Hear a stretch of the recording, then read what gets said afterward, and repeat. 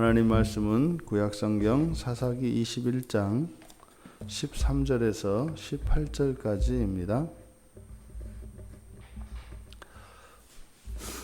우리 같이 한 목소리로 함께 읽겠습니다. 온 회중이 림몬 바위에 있는 베냐민 자손에게 사람을 보내어 평화를 공포하게 하였더니 그때에 베냐민이 돌아온지라. 이에 이스라엘 사람이 야베스 길르앗 여자들 중에서 살려둔 여자들을 그들에게 주었으나 아직도 부족함으로 백성들이 베냐민을 위하여 뉘우쳤으니 이는 여호와께서 이스라엘 지파들 중에 한 지파가 빠지게 하셨음이었더라. 회중의 장로들이 이르되 베냐민의 여인이 다 멸절되었을 때 이제 그 남은 자들에게 어떻게 하여야 아내를 얻게 할까 하고 또 이르되 베냐민 중 도망하여 살아남은 자에게 마땅히 기업이 있어야 하리니 그리하면 이스라엘 중에 한 지파가 사라짐이 없으리라. 그러나 우리가 우리의 딸을 그들의 아내로 주지 못하리니 이는 이스라엘 자손이 맹세하여 이르기를 딸을 베냐민에게 아내로 주는 자는 저주를 받으리라 하였음이로다 하니라. 아멘.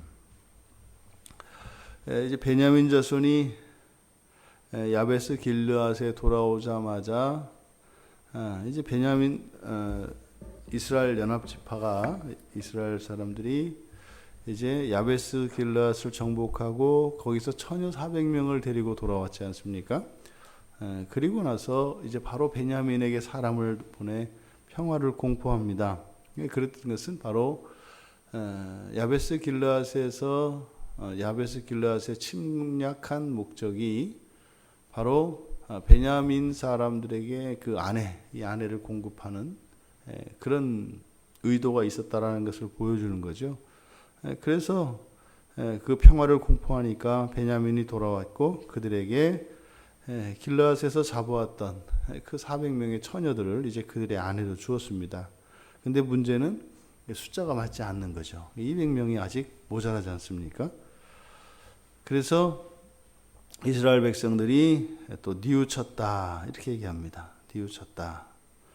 이렇게 뉘우치게 된 동기는 사실은 앞에서 그들이 베냐민 지파를 그렇게 진멸시켰던 것에 있죠. 그런데 그렇게 진멸시켰던 이유가 맹세였지 않습니까? 맹세. 근데 그렇게 해서 지금 한 지파 전체가 거의 이제는 멸절되다시피 되었기 때문에 그 부분에 대해서 이제 고민을 하고 있는 겁니다. 그런데 그 일을 한 것이 누가 한 거예요? 여호와께서 하신 거예요. 15절에 보니까 여호와께서 이스라엘 지파들 중에 한 지파가 빠지게 하셨습니다. 그러니까 지금 이 사람들이 가지고 있는 사고방식은 자신들이 맹세를 했습니다. 그래서 그 맹세를 지키느라고 베냐민 사람들을 다 죽여 없앤 거예요. 이렇게 놓고 보니까 맹세를 지킨 것은 하나님의 말씀을 지킨 거니까. 근데 그 결과 한 지파가 없어지게 된 거예요. 그러니까 지금 베냐민 지파가 없어지게 된 게 누구 책임이에요? 하나님 책임인 거예요. 이게 지금 우리는 이렇게 지켜보고 있으니까 말도 안 되는 생각이라는 것을 압니다. 어떻게 자기들이 맹세해서 자기들이 그렇게 해놓고 그걸 왜 고스란히 여호와께 그렇게 책임을 전가할까? 이게 우리가 그래요. 우리가 우리 인생을 각자 자기의 인생을 자기가 살아놓고 그러다가 좀 어려운 일이 있거나 힘에 겨운 일이 있으면 이게 누구 탓이에요? 여호와 탓이라고요. 왜요? 내가 선택하고 지금까지 살아왔던 것은 어차피 모든 게 하나님의 은혜니까 모든 게 하나님이 하셨다는 거잖아요. 지금 내 앞에 있는 것은 여호와 탓이 돼버린다고요. 이게 옳고 그르고의 문제가 아니라 우리 안에 감정이 그렇게 되게 돼 있어요. 지금 이스라엘 백성들이 그런 겁니다. 그러니까 하나님은 사고를 치셨는데 이들은 어떻게 해요? 수습하고 있잖아요. 그러니까 인생의 사고는 하나님이 다 치고 우리는 뭐 하는 거예요?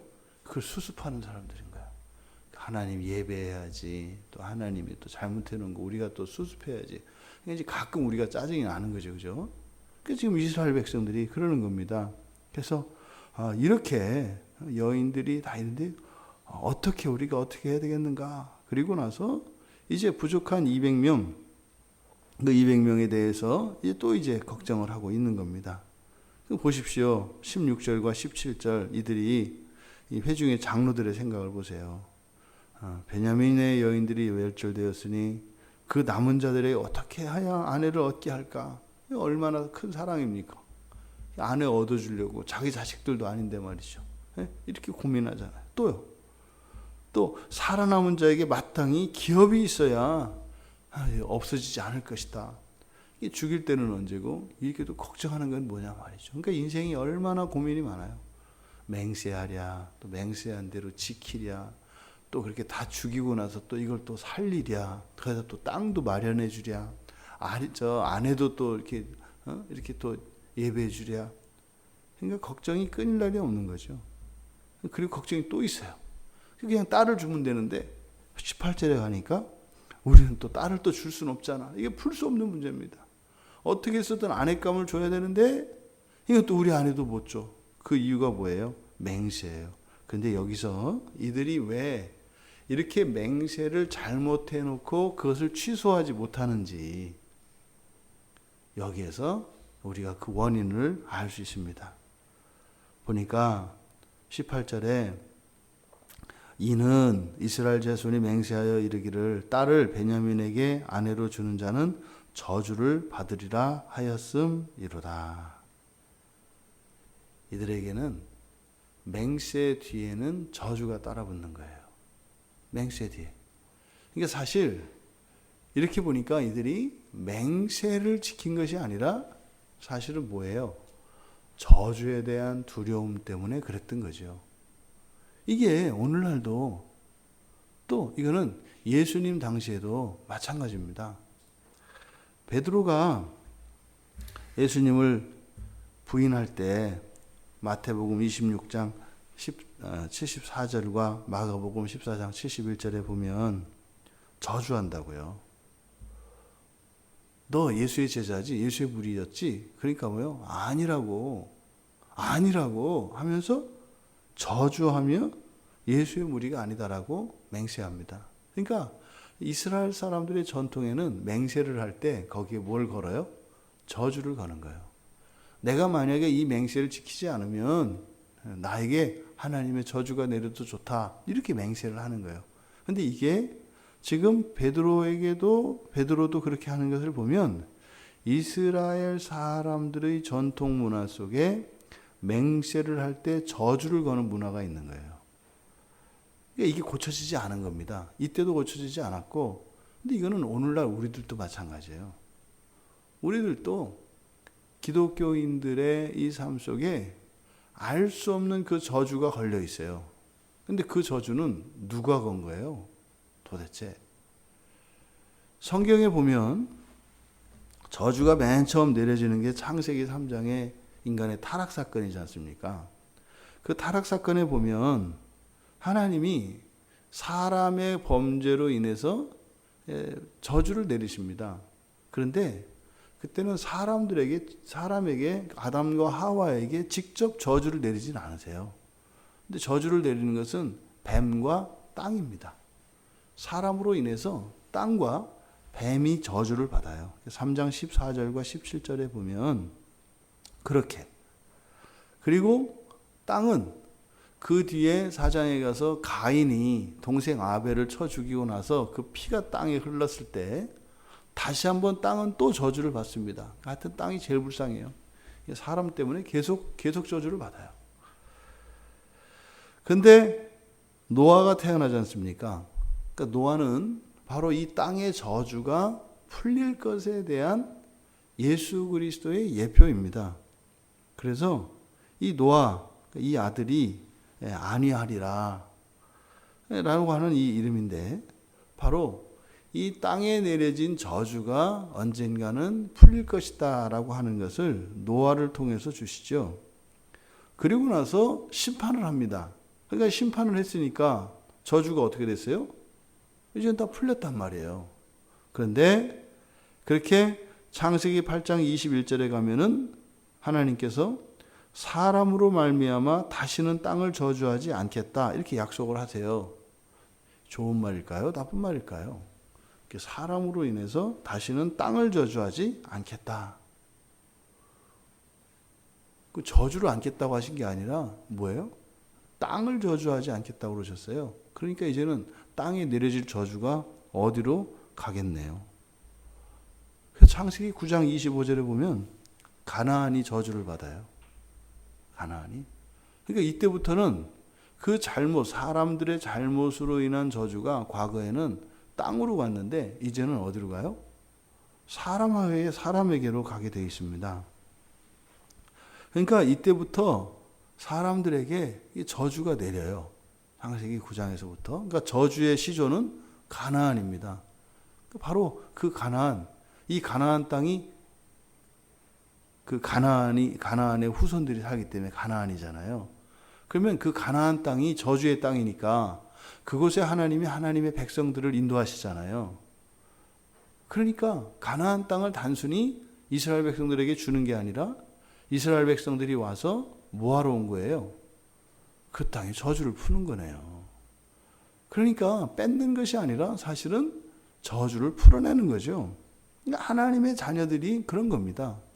그러니까 이 세상에 저주를 풀고 이 세상에 복을 주는 사람들이 바로 그리스도인들이에요. 그러니까 창세기 12장에서부터 하나님께서 하나님의 사람들을 부르세요. 그러니까 창세기 12장은 아브라함을 부르는 소명장이지 않습니까? 그러니까 이 아브라함을 부르신 것은 바로 저주와 관계되어 있고 이제는 그 저주를 풀 수 있어요. 누가요? 아브라함이요. 그래서 아브라함을 축복하는 자에게는 하나님이 복을 주시고 아브라함을 저주하는 자에게 저주하신다 그래요. 그리고 복의 근원이 된다고요, 아브라함이. 그러니까 이 세상에 발효되었던 저주를 풀어내기 위해서 하나님이 아브라함을 택하시고 부르신 거죠.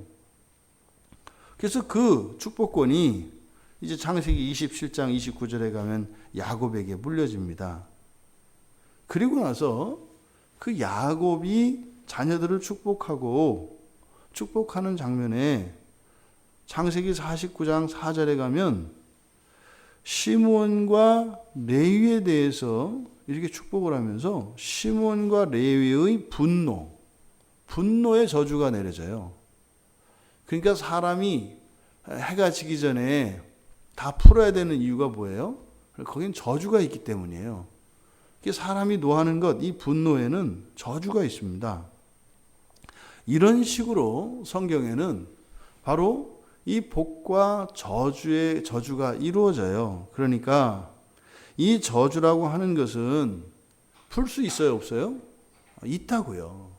그러니까 하나님의 자녀들이 풀어낼 수 있다고요. 그런데 지금 이스라엘 백성들은 맹세의 저주를 거는데 그 저주를 풀어낼 수 없다고 생각하는 거예요. 그리고 저주를 풀어내지 못하는 거예요. 그래서 한번 맹세를 하게 되면 거기에 스스로 얽매이는 겁니다. 그러니까 이들이 베냐민 지파를 죽이고 나서도 그렇게 뉘우치고 또 지금 남은 600명들에게 그 400명의 처녀들 아내감으로 죽어 난 뒤에 부족한 그 상황을 보고도 또 뉘우치고 이건 뭐예요? 자신들이 했던 그 행동이 잘못했다는 것을 알고 바보 같은 짓이었다는 걸 아는 겁니다. 그런데요, 또 그 짓을 하지 않을 수가 없다 이 말이에요. 그러니까 지금 이것은 단지 이스라엘 연합지파가 베냐민을 죽이고 또 여부스 길르앗을 그렇게 진멸하고 뭐 하여튼 또 그러면서 거기에서는 헤렘 전쟁인데도 하나님께 바쳐진 이것을 어김으로써 앞으로 이스라엘의 역사 속에 일어날 끔찍한 그 하나님의 거룩함, 그 하나님의 영광을 침범하는 그런 역사적인 사건이 바로 길르앗 야베스에서 일어났다 이 말이에요.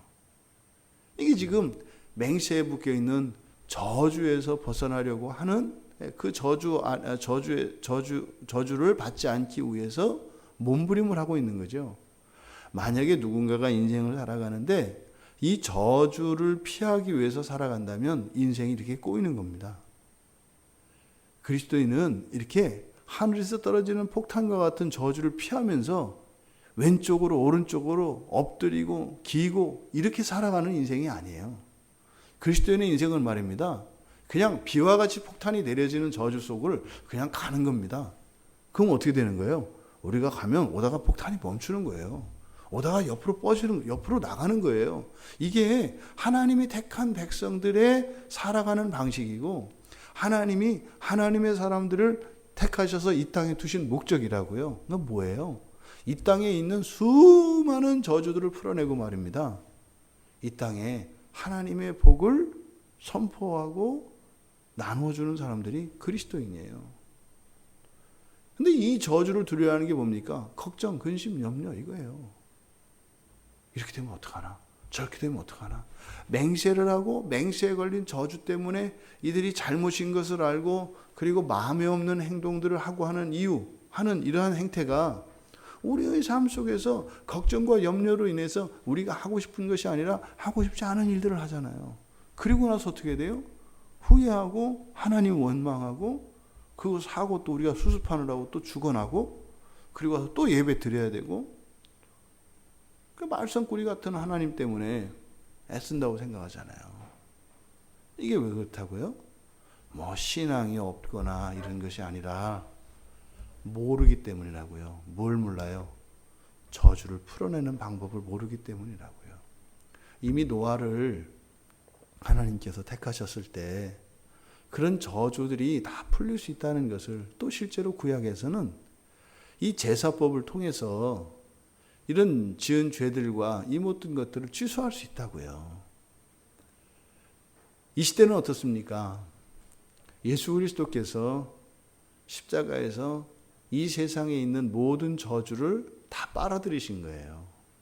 설사 우리가 어떤 맹세와 함께 저주를 걸었다 할지라도 우리는 그리스도 앞으로 나아가서 그것을 회개하고 그 어리석음과 무지 그리고 하나님 뜻과 상관이 없는 그런 지나친 열심, 지나친 의욕 이것을 하나님 앞에 회개하고 돌이키면 되는 겁니다. 그러면은요 그리스도의 십자가에서 모든 저주가 풀리는 겁니다. 예수 그리스도를 믿는 것은 단지 구원을 주시고 영생을 주시고 이렇게 우리에게 복만 주시는 것이 아니라 나에게 또 내가 속한 가정과 이 사회와 이 나라 이 민족의 저주를 풀어내는 겁니다. 여러분 저주를 두려워하지 마십시오. 염려하지 마십시오. 물론 그것이 만사형통하고 아무런 어려움이 없을 것이다. 이런 이야기 아닙니다. 어려움이 있을 수 있습니다. 하지만 말입니다. 두려워하지 마십시오. 감당할 만한 것이고 또 그렇게 우리가 그런 어려움을 감당해야 한다면 그것으로 인해서 더 큰 상급과 열매가 우리들의 삶에 있을 것입니다. 우리가 한 것보다 훨씬 그것을 능가하는 하나님의 약속이 있다는 거죠. 그러니까 사실은 우리가 해야 될 것은 두려움이 아닙니다. 그런 불편을 감수하겠다고 하는 결연한 의지이고 또 그 뒤에는 그것에 대한 반드시 하나님의 보상이 있다고 하는 그 약속을 믿는 겁니다. 그리고요, 불편함과 어려움과 고난 속으로 들어가는 겁니다.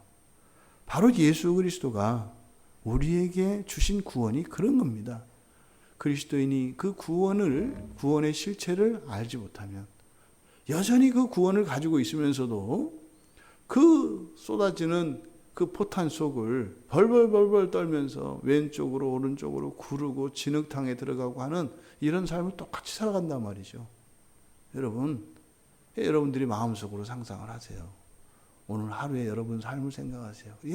이 세상에는 저주가 있습니다. 수많은 사람들에 의해서 저주가 막 발행됩니다. 근데 그것은 피해가는 게 아니라고요. 어떻게 해요? 저주를 없애버리고 그것을 오히려 저주가 있는 곳에 복을 선포하며 살아가는 겁니다. 여러분들 올해 하루의 삶 속에 많은 일들과 만남이 있지 않겠습니까?